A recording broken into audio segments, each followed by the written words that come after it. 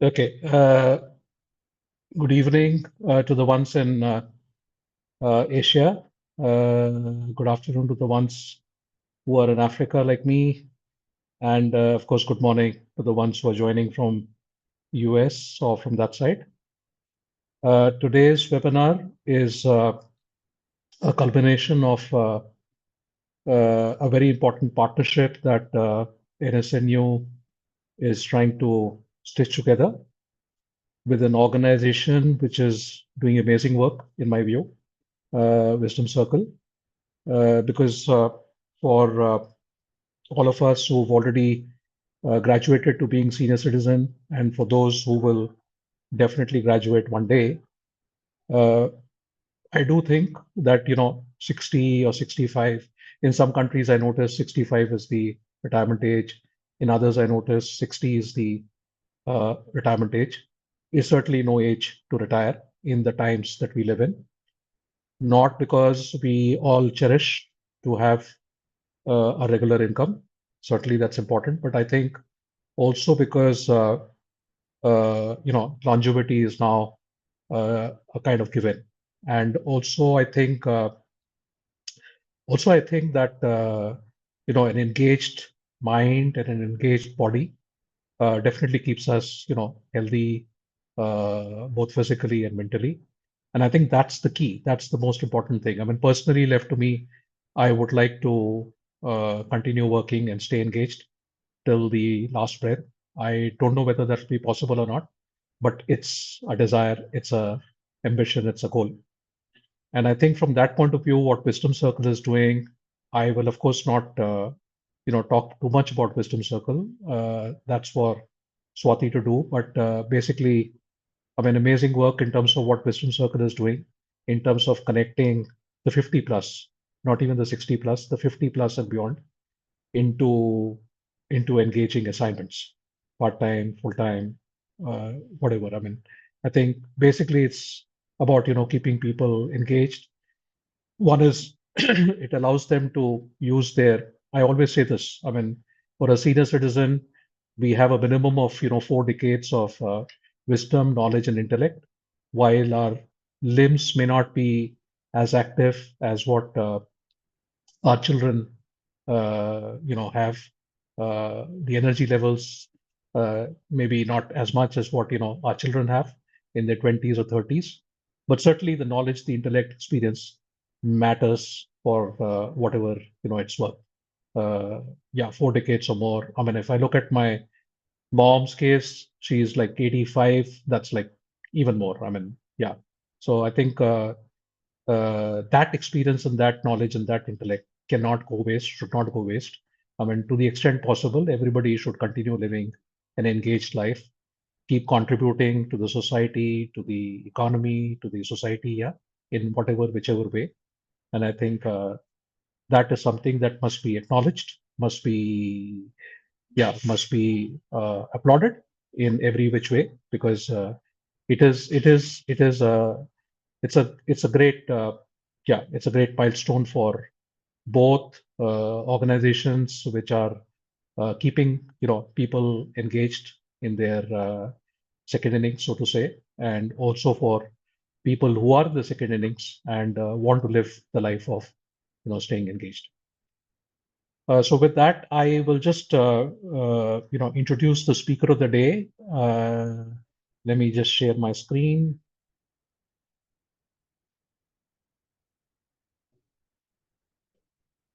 Uh, Yeah, I will not talk much about the organization Na Savera Na Umang. Instead, we have a video which I'll play. But before I play that video, uh, today's speaker is Swati Diwakar. And Swati, thank you very much for being the speaker today. She is an inspiring educator, artist, and architect who brings over 2 decades of experience in education, coaching, and creative pedagogy. With 500 plus, when I read that, I was simply amazed. I said, 500 plus published articles and a deep passion for lifelong learning. She continues to design experiences that bridge purpose with reinvention. So through her work with Wisdom Circle, she helps individuals, especially retirees, like I said, find new meaning and opportunities in their professional and personal journeys. So awesome, Swati. Before I hand over the mic to you, I will just play a small video of NSNU, and then we can, hear from you. So give me a second to play the video.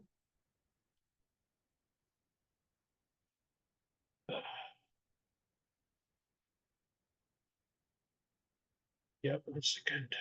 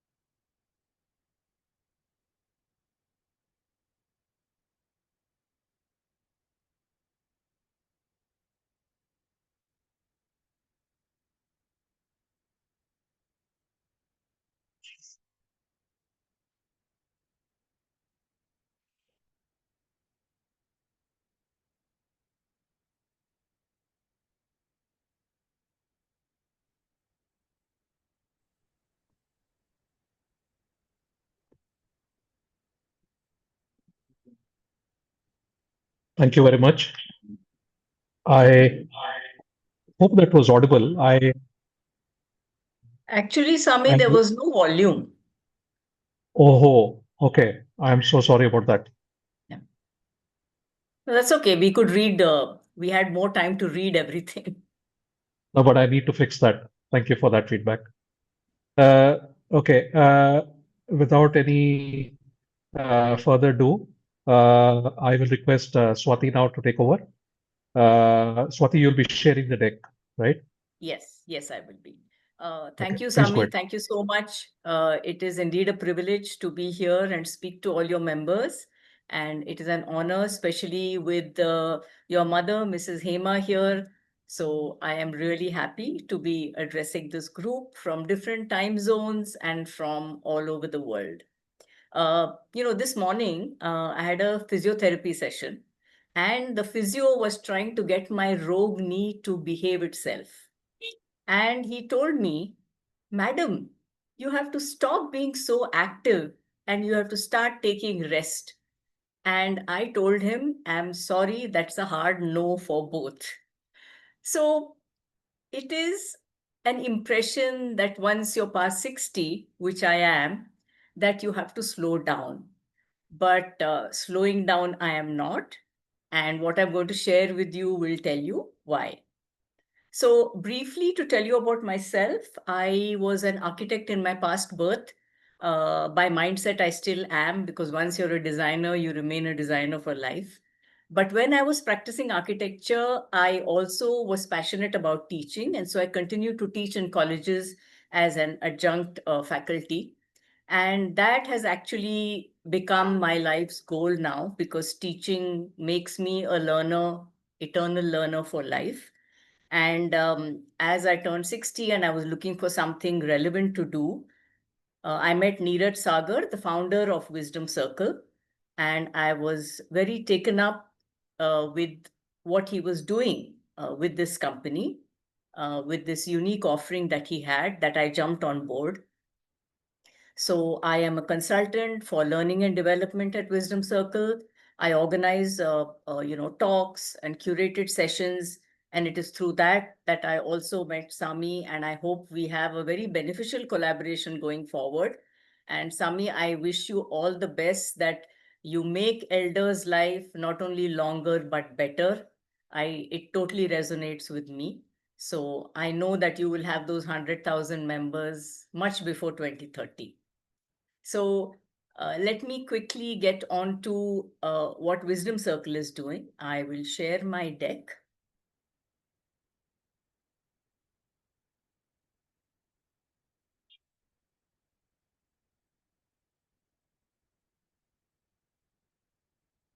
Yeah, I hope that is visible.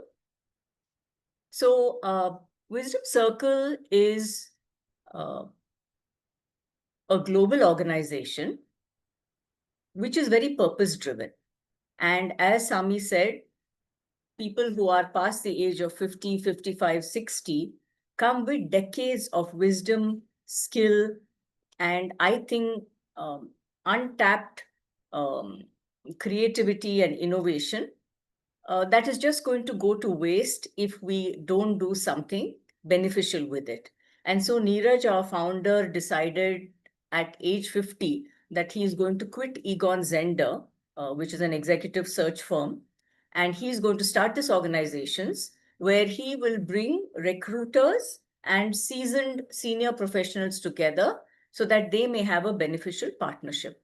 So basically, we're a platform where anybody above 50 can become a member and apply for roles that recruiters put on our platform.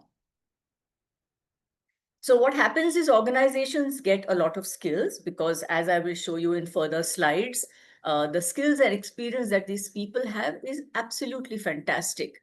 And the Wisgen, as we call them, people of the wisdom generation, they also find relevant work to do. They find work where they can give back to society. And they also, at some point of time, may have a financial requirement, which is fulfilled. So the organization sometimes need only part-time, short-term, or project-based requirements. So they might need only consultants, they might need interim leaders, and we have 100,000 people on the platform who fit that bill. So it's a wonderful fit, as we have seen. This is basically where we are today. In fact, the numbers keep growing every day. We are, I think, 110,000 already. But this is where we are, and we hope to grow. We know immediately we don't have roles for everybody, but then that is the reason why we also have a community platform where people can interact with peers, with people with similar mindsets, and where I and my colleagues bring sessions and talks for them to engage with on a regular basis. Why do recruiters choose WisdomCircle? So there is untapped talent, we know that, and it solves some very unique pain points. So sometimes, organizations don't want to either have people on their payroll or pay a full package for someone who has very good leadership skills. So they can get someone on a part-time basis or something which is very project-based. So what happens is it's not expensive for them, but they know that they're getting top-notch skills. Flexible hiring is a big advantage for them because they can get them for just the project, for a short-term contract. They can get them in hybrid roles, maybe 2 days a week. It can run for 6 months. And so that they find very attractive. As I already said, it is cost-effective for them. And also WisdomCircle themselves, we give bespoke support. We have a lot of my colleagues come from organizations which were, top-notch hiring companies. And so they come with that kind of skill set, which adds to the value. And here you can see that we have people from absolutely all kinds of sectors, 30 types of industries, 100 different kind of professional skills. So usually all recruiters do find that fit. The only thing they have to be open about is have that mindset that a person above 55 does not have to reduce activity and take rest. So I think once that mindset is clear, then they will get their money's worth for sure. We do fulfill all kinds of roles, and I will show you in another slide the kind of placements that have taken place, so you will get an idea. These are some of the companies which are with us. Some come back for repeat roles because they have found that it has been a perfect fit, as well as it has been beneficial to them.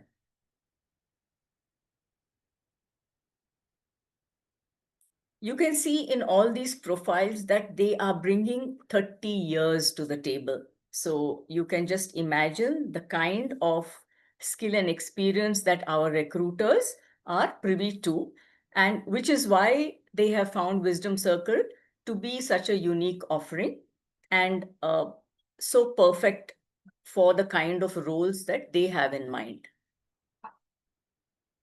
I put this together so that you would have an idea of the kind of variety that WisdomCircle operates within. So for example, with Mahindra and Mahindra, it was a paid role, part-time, but remote. Then we had Dhwani, which was in the social sector, volunteer part-time, but hybrid. We had in heavy equipment, part-time and hybrid, but paid. An executive director in education, which was full-time, but in person. Again, Aditya Birla, paid but hybrid and part-time.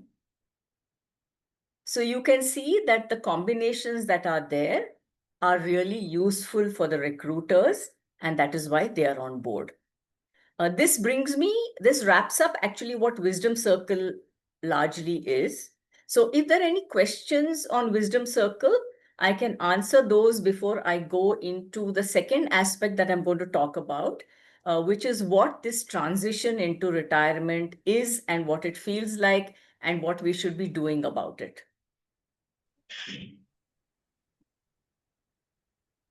Two questions, Swati, out of Sure. maybe I missed out. So one is, I see that WisdomCircle has done an incredible work of getting 100,000 or more on the platform. Yes. So when was Wisdom Circle founded? Right. Uh, Yeah. So coming January 2026, we will be 4 years old. I wow. have been with Wisdom Circle almost from the beginning, but in Jan we will be 4 years. The first year was really difficult. We were, in fact, we used to count numbers. Oh, today we have 13 members on the platform. Then the next week we would say, oh, it's gone to 17. And then even we didn't realize when it became organic, and it grew from there. But yes, the first year was hard work. Yeah, no, that's exactly the reason why I asked, because we are still, uh, we've just done a year, and Yes, we know how difficult it is to get traction in the first year. We do feel yes, satisfied that the work that NSNU has done over a year has brought a smile to, several hundred people. I mean, maybe 1,000 plus, but yes. we still don't have the kind of numbers that we envisage to reach sometime in 2030. So that's inspirational, and maybe that's something that I would reach out to you separately to understand that Sure. how did leapfrog from that first year to 4 years and Right. 100,000 plus. The other question I had out of curiosity is what's the maximum age of uh, of somebody looking for employment that you recruited over this last 4 years? So I think probably age 75 or something would have been, but would have been a volunteer role probably, and would have been a Okay. remote role in, I think, in the education where you have online classes, so they're able Yeah. to teach from where they are. And Okay. but if it's an on-site role, if there is traveling and all of that, usually companies also feel that they may not be able to they may not be active or healthy enough to be able to be running about if it's on the factory floor or if it's that kind of a role. So Yeah. yes, 55 to 65 we know we have placed everywhere. A little Okay. within 70 is fine, but when you go to the 70 to 75, etc., then I think it's more remote or hybrid roles and part-time or contractual. Okay. And then the last one, I think I'm asking too many questions, No, no, that's is fine. do you only place Indian elderly or like Indian professionals, or is it also you look at international placements? So, in fact, Sami, that's a good question because we have now this year moved into 6 international geographies, and Okay. Africa is one of them, and Wow. as well as the Middle East, Singapore, UK, and Australia. So, yes, we are now slowly moving out, uh, and hopefully that market should also grow. So, we can No, definitely connect on that too. but would that mean placing Indians in those markets, or would it also mean tapping into So, people from other nationalities? Is my yeah. question So is. right now, what we're doing is we are sourcing and supplying from those markets itself, Okay. because whatever visa Yeah. visa issues or work permits, etc. So Okay. at present, we are opening those markets with like a wisdom circle model in those Okay. geographies.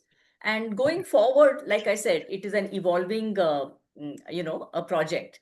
So going forward, then we would be able to see whether we place Indians in foreign markets. Fantastic. I mean, when I heard about Wisdom Circle, I was amazed because never in my lifetime had I heard of an organization which is placing 50 plus or 55 plus. Yes, I mean, we used to yes, be young, and then it was basically the placement organizations looking for people who are like in their 30s, 40s, 50s, and very rarely, yeah, in the 60s and correct. beyond. Yeah.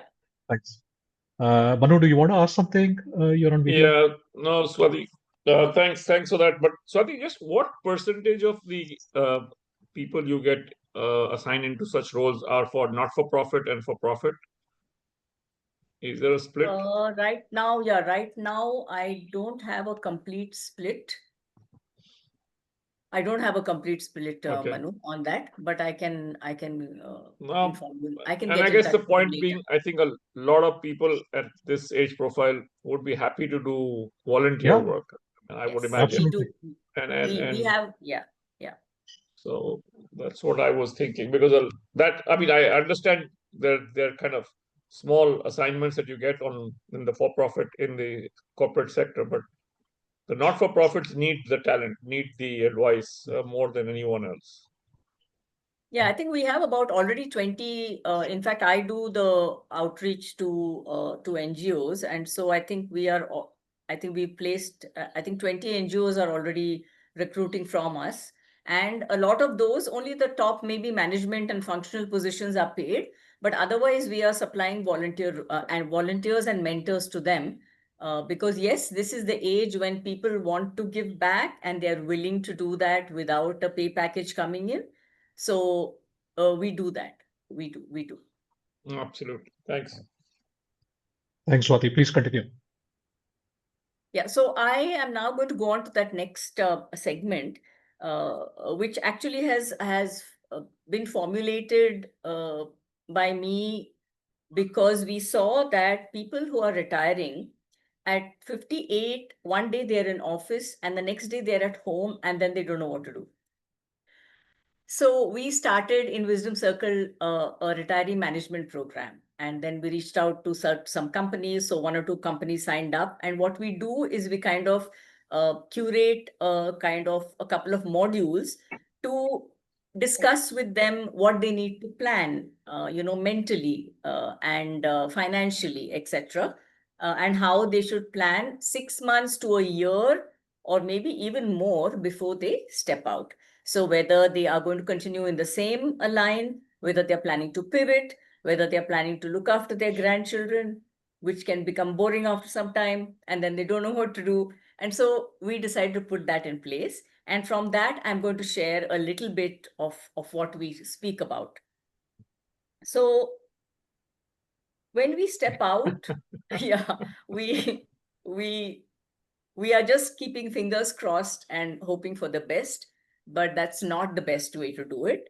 And what I look at is it's a change of mindset. We have to stop wearing that cape of ex CEO, ex VP, ex position, or the chair that we were seated on, and we need to move out and make some small changes. So I call it the 3R formula for transition. And there's a reason there's a waterfall there. I'm going to go into a little bit of detail over there. As a reality check, we know longevity has become a buzzword now. We are living much longer. All of us here who are in their 60s may hopefully live another 15, 20 years Yeah, more. please. Yeah.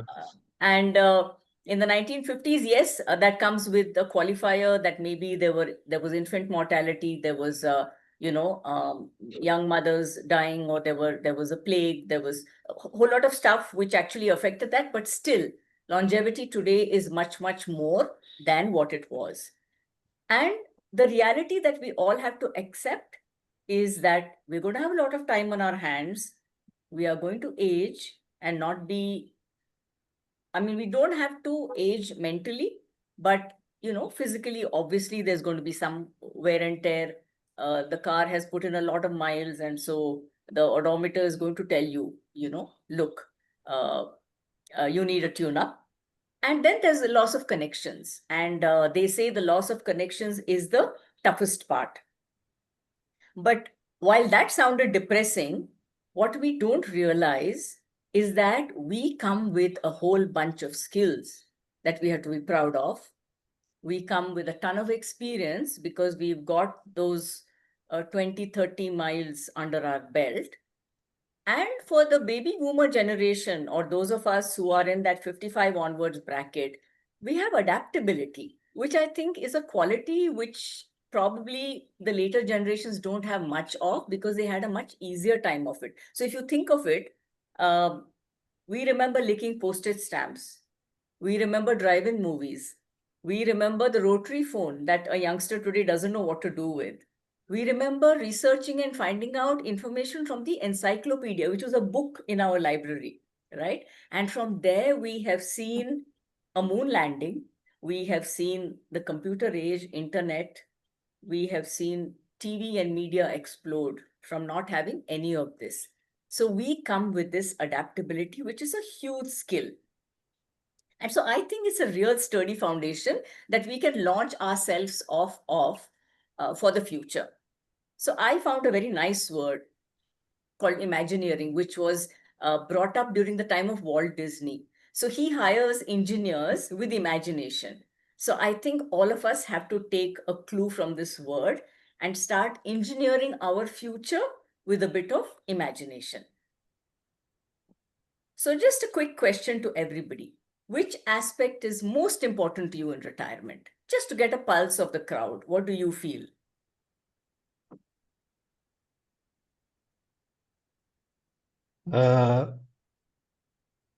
Staying alive. I mean, staying engaged. Very good. Staying alive sounds good. Yeah. I think financial security. Yeah. Right. And Manu, I'm glad you brought that up because I'm going to call you out on that later on. Financial security is the most important. Okay. Anyone else? Anyone can put it in the chat. Sami can read it out to me. Yeah, sure, I can do that. What aspect is the most important to you in retirement? It is something you should have thought about for sure. Mehul has said social circle and health. I was about to say that. Mehulji, thanks. Okay. Social Social circle and circle. health. Right. Very good. Yes, Leo. Perfect. I mean, But if the Leo doesn't question look like he. is, what is important, I'm sorry. Yes, Atul. I'll let you finish.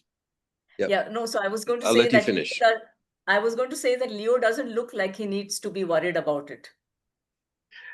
Leo is a colleague of mine from the South Africa office. He's still Right. in his 30s. Exactly. Exactly.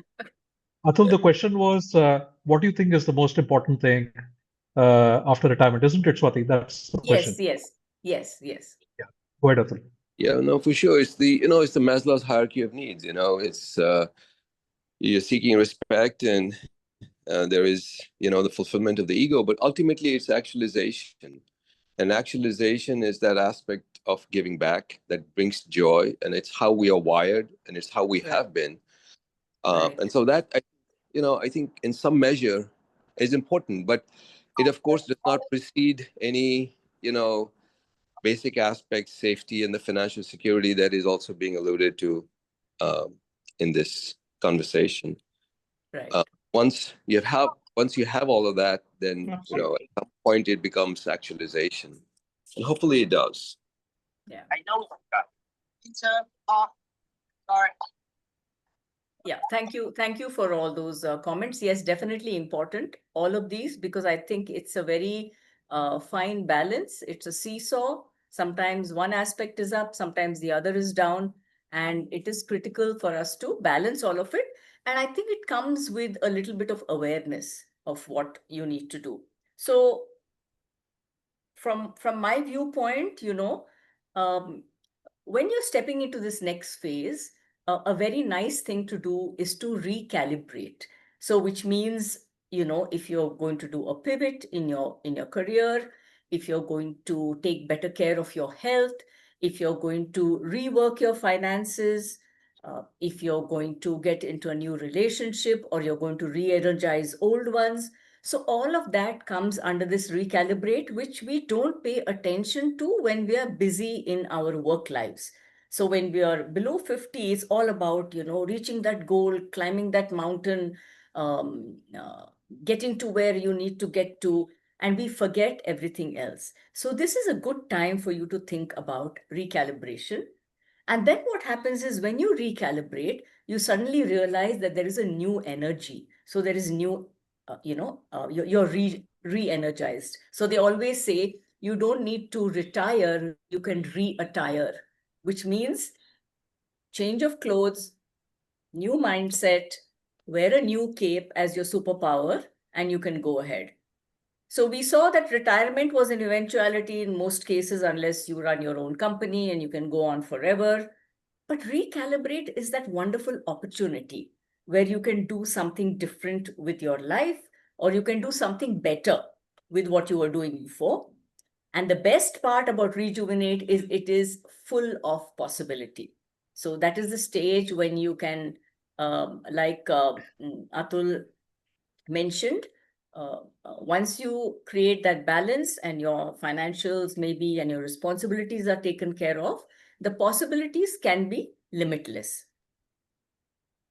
Now, if you have to recalibrate, one of the important things to do is that your self-identity, something that you have held dear or that people know you by, maybe that needs a little bit of a tweak, right?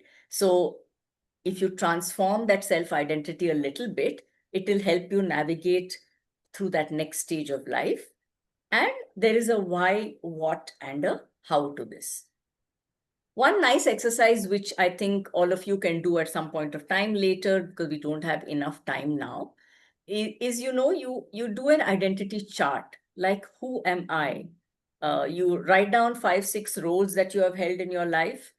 You write down what it means to you, give yourself some points, and then, I found that I am a cat person who loves doing presentations, and I'm an artist. So try to write down that identity, because knowing yourself in your mind or knowing yourself from what people think about you or say about you is one thing. But when you put pen to paper, you will find out that there is a completely different level of awareness that comes out. Why do we need to navigate the next stage of life? So I'm going to take you through a small journey through a waterfall that I mentioned earlier, right? All of us are at the top of this waterfall. You know that life is ups and downs. So instead of a road, I've taken a waterfall as an analogy. And at the top of the waterfall, you're young, you're in your first career, you're in your first situation, which means maybe you're married, you're in a relationship, right? And then before you know it, either a work quick, you lose your job, you change your job, or a life quick, or you move cities, or you get married, you move to another place. What happens with that is it causes a transformation in you as a person. And that is a bit of a struggle. So all of us go through this, and we go through this in different stages. You come to another level, you got your second job, you're older, maybe you have children, there is a situation, okay? And again, a work quake or a life quake, maybe you lose your job. Life quake, maybe you decide to go abroad and settle down. You have to align yourself to a new culture. Your children find it difficult. So all of that, again, transforms you and makes you struggle a little bit. At the end of this journey of ups and downs and transformations and struggles, you know that eventually retirement comes. And retirement does not mean only from your career. It can mean retirement from health. Maybe you're going to go into a patch where your health is not that great. You may retire from family. So maybe you don't have a spouse anymore and you're alone. You may retire from social circles. Maybe you're not able to travel to meet your friends as often, right? So this retirement comes to all of us in some form or the other. But if you notice at the end of the waterfall, there is always a calm pool, right? And that is what we have to look forward to have purposeful years ahead. So at the end of that bumpy road with the road humps or a waterfall where you're going over the rapids, what you want to do is you want to go into your golden years, staying relevant and having purpose in life. Now, this involves recalibration. So all of us, we are this common man, trudging along, doing our daily duties. We have so many roles in life, right? And we have a lot of struggles. But I'm going to explain to you how these struggles are actually superpowers. So, you may be at work, you may be at home, you are a mom, you're a dad, you're a CEO, you're in finance, you are like Sami is doing now, you're a social worker. But all of that finally will give you qualities which you can turn into superpowers for your time ahead. And this is becoming simplistic, but that is what it actually is. This is another thing that you should do. Like, after you have charted your self-identity, what you can do is list all the roles that you've had in life. Write down the qualities that these roles brought out in you. So, for example, if a parent has a great deal of patience, obviously, in managing a spouse and raising children, maybe that patience is going to help you navigate that waterfall ahead. If you are the CEO of a company and you have leadership qualities, so maybe in your future life, you will be able to take your team with you, whether you're in a startup or whether you're in an NGO. If you are in human relations and you have an understanding of people, could you be a mentor in your future life? So what I'm trying to say is we all come with these skills and experiences. It is a gold mine. We are unaware that we are sitting on them unless we actually make an effort to dig and find out what they are. So I think that personal archaeology has to be done. And we know that your struggles can become your superpowers. So recalibration, sometimes people feel when I say recalibration, it means that we have to change completely. It's not. Recalibration can be sometimes just a small tweak, just a small improvement. It could be possibly taking courses that you have never done before. So for example, if you've been in finance all your life, maybe you want to learn a musical instrument, right? So you have to recalibrate in ways that enhances the skills and experiences that you already have. And I have always loved this quote from Robert Frost, which says that if you took the road which is not taken, then it makes all the difference. And believe me, this stage of life is when you should take that road.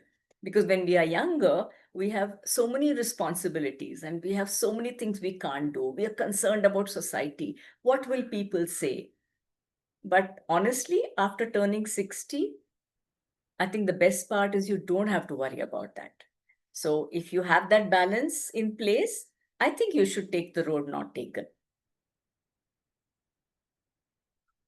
Which brings me to, the kind of capital that you should invest in. So the equity, which is the external capital, is what we all have all the time. By the time you touch 50, you've made sure your income is in place, you left behind a legacy, and your family is taken care of.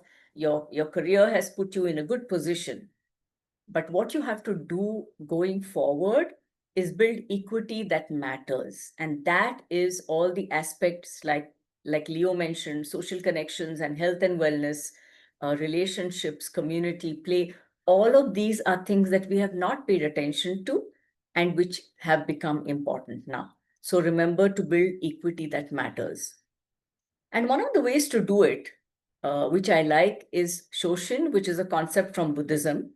And that is to move away from functional fixedness. Like, all of us believe that a stapler is a stapler is a stapler. But a lovely exercise to do is pick up the stapler, look at all its moving parts, and then decide, could you use it for something else?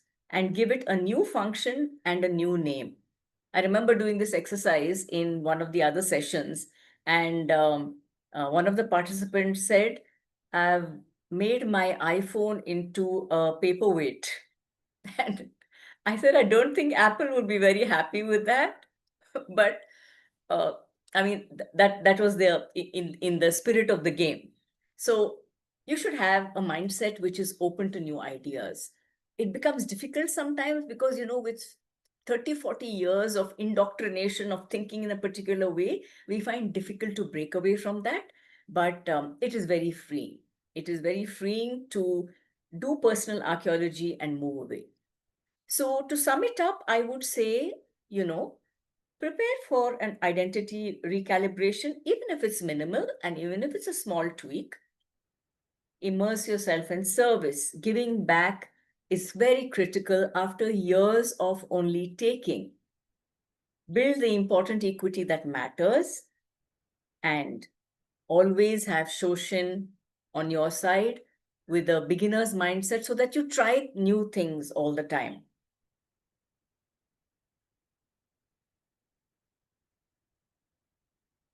So to close, I think we will go with this question when I close my, I think my next slide is the last. What is your understanding of purpose? Maybe we can talk of that if time permits. And so, you transform self-identity to be able to navigate life. It involves recalibration and comes through personal archaeology, that is finding your self-identity and rediscovering the powers that you have. And Wisdom Circle, in some ways, helps you do that because it makes retirement just a choice. You don't have to retire and provides you these work opportunities. Like I said, we have a community where you can stay in touch with your peers, and it facilitates new learning because my colleagues and I, who do the learning and development, are always opening our community members to new sessions, new information, new talks, new webinars. And I want to thank you for listening to my jabbering on for half an hour, and would love to hear what you have to say.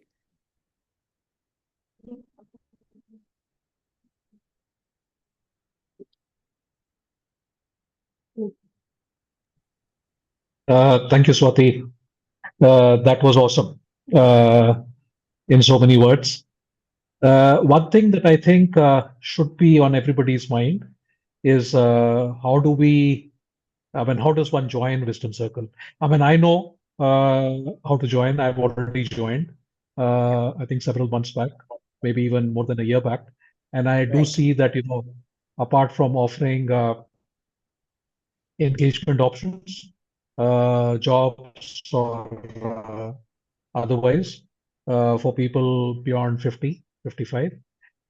You all do some very quality webinars, and there's a lot of knowledge and there's a lot of community engagement that can come through that. So maybe you want to just, let everybody know about that. Right. So, you just have to, you go to wisdomcircle.com, go to the website, and there you can sign up as a recruiter or as a member. And it's very user-friendly. You just sign up. And from then on, from the moment you sign, because your credentials, all your contact information will be with us, from then on, you will begin to get all the information, all the roles, all the community events, etc. You will be able to see them on a regular basis. So every week we post the latest roles that are trending, and then you can apply for them, or you can attend the events and stay engaged. In the community, you can connect with your peers, you can form a group of your own there, and stay engaged even in that way. And is there a restriction on the age of the person who's wanting to join? So normally to join, we don't have an age restriction. But I think for the job applications, there would be a kind of a filter because we are solving for a particular niche age group. And so for job applications, probably there will be a restriction. But to join, no. Okay. Thank you very much for that. I think basically Wisdom Circle, like I said right in the beginning, is doing an amazing job by being able to keep the community engaged, the elderly community engaged, and nothing can be better than that. My question on what's the maximum age that you've engaged with was basically because I wanted to know that are there any plans that Wisdom Circle has in terms of engaging people beyond 70 or beyond 75? Like I said, in the times that we live in, where health, fitness, longevity, we do think that 60, 65, most people think 60, 65 is not the age to retire. At least not retire from life. Retire from a company or from work is another thing. But then 60 to 75, yeah, people are still very much active and fit. But what about any plans for people beyond 75, given that longevity is a given now? Are there any ideas or thoughts around how to keep them engaged? So, Sami, at present, how the model works is recruiters have to be willing to put up a role and Yeah. engage with participants of a particular age group. And so, I mean, even though we talk a lot about longevity and how aware people are, the age bias does exist in some cases. Absolutely. And so even companies who are willing to hire a 60-year-old may balk at hiring a 75-year-old. So, Yeah. in some respects, that will be there. So right now, the model is a wisdom circle will not interfere on who they choose, nor do we interfere on who applies. But the fit has to happen organically. So the recruiter has to accept this particular applicant for their skills, experience, as well as their age. And so Yeah. that is not something we have control over at present. But yes, we do. For example, recently I was introduced to a lady who is 75. She's a mathematician. She's been a teacher all her life, and she definitely doesn't want to stop moving. And, had a long conversation with her, and she said, if you find something for me, please let me know. So we are in that way, we are putting in efforts to see what we can do for them. But like I said, at present it lies in the hands of the recruiter. Yeah, no, that actually brings me to the point that, Manu raised and Dr. Atul raised, that beyond a certain age, you're actually looking for actualization. And Right. basically, it's about one, staying engaged, but also, giving it back to a society which has done a lot for you over several decades. And it's not, in my view, always about a pay package. It's not always about income. It's Yeah. about basically keeping yourself engaged during the day so that you have a satisfying night's sleep. And Yes. that's why I think more for that demography, which is 75 and beyond.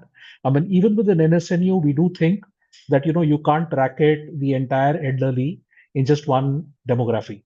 60 to Sure. 75 is probably one, 75 to 85 is probably the other one, and then Yeah. 85 and beyond is the third one. And I think each of them have different levels of energy, definitely, and have different desires and different, yeah, I would say different desires. So Yeah. that's the reason I brought up that point, because while you're doing an amazing job for the people to the age of 75, I think it's also important to maybe deliberate on what can be done for the people beyond 75, who would not probably like to be as engaged or as physically involved as the ones below the age of 75, Sure. but still would want to keep doing something. And that's why Manu, I think, raised that about Right. NGOs and non-NGOs, because a lot of Yes. NGOs, I think, could do with the talent that's available in the 75 plus, and not have to pay anything. And that's really uh, a great service for the NGOs. I mean, I look at NGOs like me who are startups, and several more in the Indian ecosystem, where there is so much of work that's being done to solve the enormous problems that India has, and to solve it at scale. And it's not easy. It requires a lot of wisdom and insights that I think people do have in that 75 and beyond. So Yeah. just a thought, but uh, I shouldn't be the one to only be doing the talking. If there are any comments or anything that you would want to say about today's session, please unmute yourself and please go ahead and ask your question or your comment.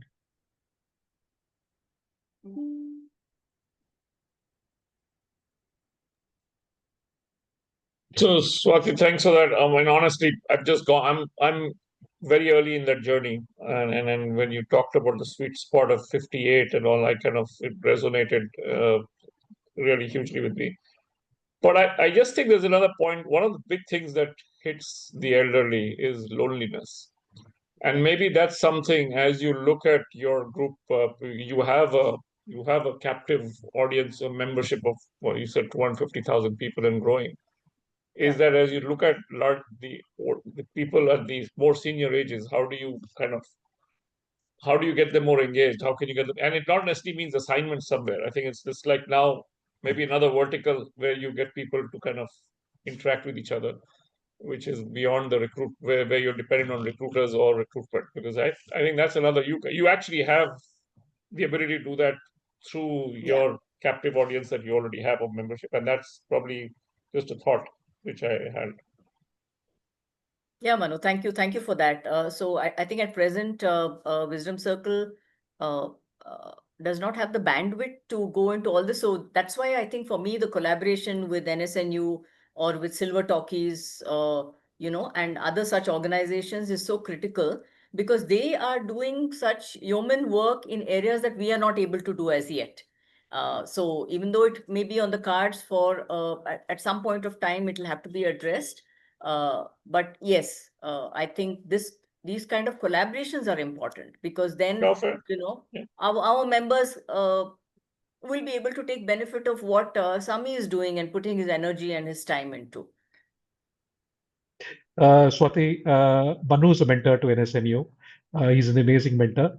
And one of the things, Manu, I would say about Swati is that we resonated from day one, because both of us have similar thinking, that in a segment which has a need to do so much, there is a need for collaboration. I mean, one organization, as you also agree completely, is that cannot do or cannot solve, all the problems that the demography has.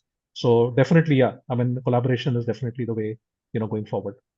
But thank you very much to Swati, of course, and to everybody else who's attended the webinar today. And I hope the webinar has been useful and has triggered some thought in everybody's mind to think for the elderly, to sort of respect the elderly for what they bring to the table, and to keep thinking of one day when you will also become the elderly, like Leo, and and those days, before you're already in that demography. So with that, thank you very much, and have a good day, a good evening, depending on where you are in the part of the globe. Thank you very much. Cheers. Bye. Thank you. Thank you, Sami. Thank you. Thank you, everyone. Thank you. Thank you, everyone. Bye-bye. Bye. Yes, bye.